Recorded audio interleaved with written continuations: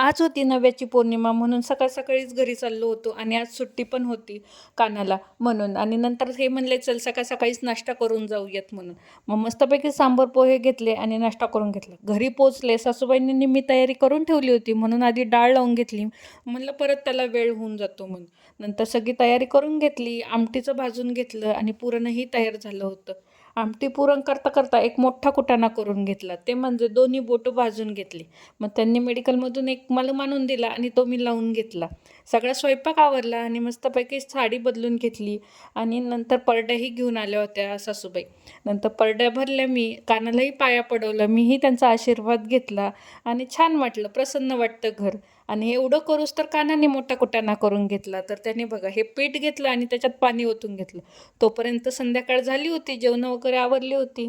मग म्हणलं चला आता जायची वेळ आली होती.